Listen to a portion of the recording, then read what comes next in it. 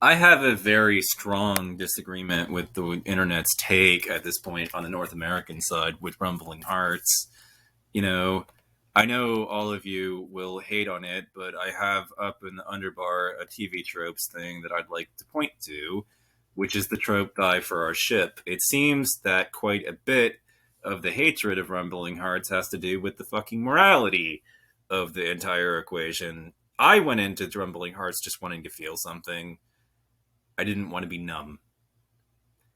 I walked away and through an experience that was basically harrowing. The moral lesson, the morality of it, and the guilt and the shame that I felt was quite intense through the whole thing for me, all those years ago. But see, my experience of Rumbling Hearts is not like yours. See, I was part of the fucking Wares community over there on IRC and the Underground. And I started watching it when it was still being aired in Japan with hardcore anime fans who were probably mostly part of the North American community, but we're already well aware of the conventions of Japanese anime and who were not as likely to hate on this one. For all the things that I didn't like about my anime group with Anime Explosion, I mean, at least they had the good enough taste to like Rumbling Hearts, unlike you. Now, for me, my sentiments about Rumbling Hearts are totally different. Well, number one, I love a good tearjerker. You know, I do.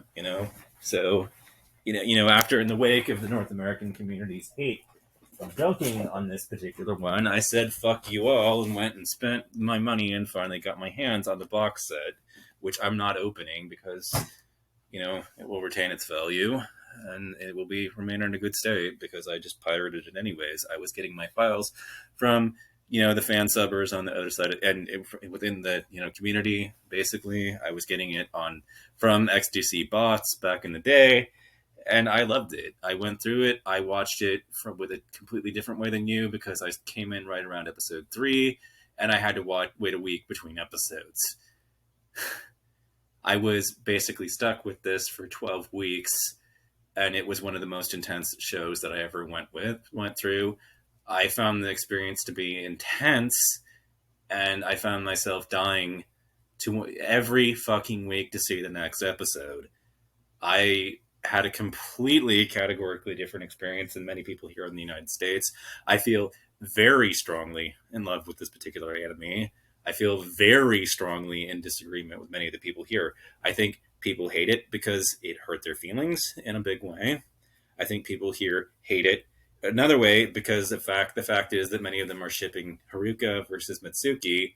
They want Tateyuki to end up with Haruka instead of Mitsuki. I think that a lot of the hatred that is thrown at Mitsuki is a great example of die for our ship. I think that one of the reasons why people hate this one is that so many North Americans don't want their precious fucking moral compass basically confused. They don't want their pre-existing biases and moral convictions challenged by an anime, but this one in particular was very good at doing exactly that and challenging the views that these people had, and their natural reaction in that case was to attempt to kill it with fire because of that. Basically, I don't think that in America scored many very good points against this, if any at all. I think that he had a tendency to take very low hanging fruit that seemed on the surface to be a good point. He would basically do things like, "What's up with the art here? Why is Mitsuki? Why is Haruka just staring at a pencil? What this is so stupid." And he basically fucked himself as if that was such a fucking clever fucking point. And he was masturbating intellectually to fucking put those points out there. And it was very obvious that, any depth of character would have been able to see, and anybody with any thought in their head would have known that that scene was indicating Haruka was daydreaming about Tateyuki. Like they're, I'm so smart apparently, but no, I mean I don't like an idiot could have made the fucking point that I just made in rebuttal to what An America said about this one. So you don't need to be intelligent to realize this. I disagree very strongly though with the anime community here on the North American side of the because to me, people will either say Tatsuyuki was a coward, or they'll say that they'll say that Mitsuki wasn't that great. It's a disaffection for the two characters in this, and basically my own sentiment is this. If Tateyuki would have been dead if Mitsuki had not stepped in and slept with Tateyuki. And I say this because now, if you watch the same experience and you went through the same experience that I did with this one, how do you watch Tatsuyuki go so far as to basically invade the hospital that Haruka is stationed in and try to pick up her body and take it with him, and then be asked by her parents not to come back because he's having too much of a reaction, and then sitting in his apartment just breathing against the wall, and not taking care of himself, not going out very much at all for food. Like maybe one of these days he'd be sitting in there, and we all know what would have happened hypothetically. He'd go outside. He may walk down to the store and maybe get something minor for himself that was shit food to take care of. And then, what you'd naturally see is that he'd come home with a cold and he'd stop taking care of himself. It would turn into pneumonia, and then he would drown on his own fluids and end up dead. And that's exactly what would have happened if Mitsuki hadn't stepped in and cheated on him, which is exactly why this movie challenges people in the United States' moral convictions, and it's why they hate it. They don't want to be put through the process of questioning what they already believe about monogamy. So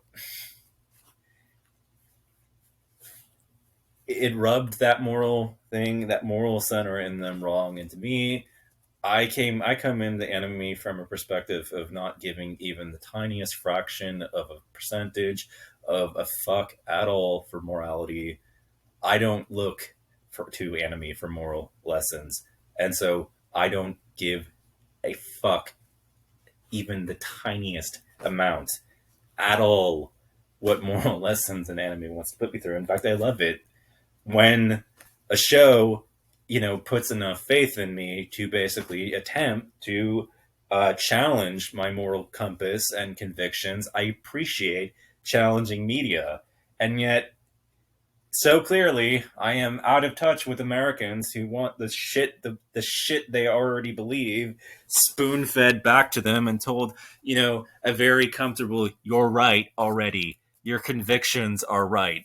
But for me, what Rumbling Hearts did was show a case of a boy that was so attached to his girlfriend that when she gets hit by a car, he literally gives up on life and is at risk for all kinds of illnesses and such. And if things had been left to continue down the road that it did, he would have ended up dead. And then another girl steps in to serve him while his girlfriend is going through this and try to nurture him back towards seeing the good in life and fighting, and basically, fighting to survive again. Any interpretation to the contrary of Rumbling Hearts just didn't fucking get it, Like, they're so concerned with the idea that, Mitsuki and Tateyuki committed infidelity that they are been blinded to see the forest for the trees, to realize that if hypothetically Mitsuki had just let things play out, she would have been able to hand Haruka a very loyal corpse. Oh, I let him die, but at least he was loyal to you and never cheated on you. I imagine that would have been the preferred option, that it would have been so much fucking better than what happened in that anime. I'm sorry, but me,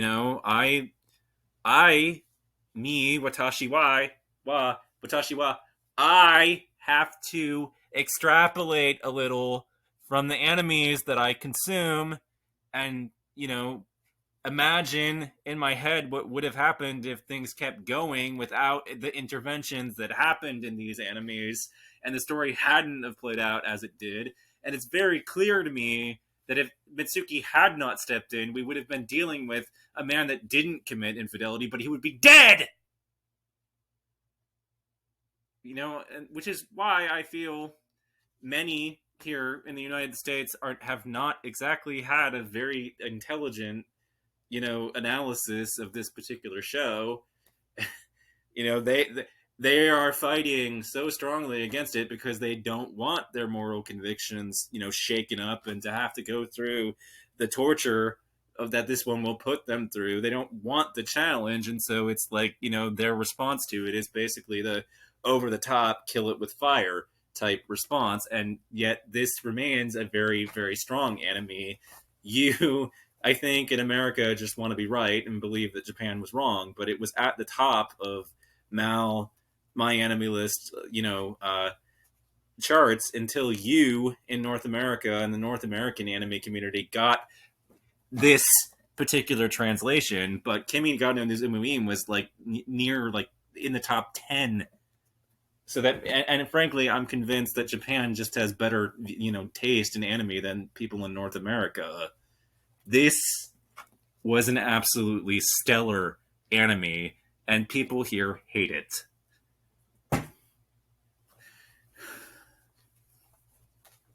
I'm sorry. I don't think you're right. I think that you are afraid of this one. I think that you're having an over the top reaction. I think that you're going down the rabbit hole of die for a ship on Mitsuki, and everything else about this, and that's basically why you fucking hate this one. You want her dead so she can get out of the way of your preferred couple, Haruka, and so you fucking hate this series of anime, and it's really that simple, and that's not a good reason to hate it.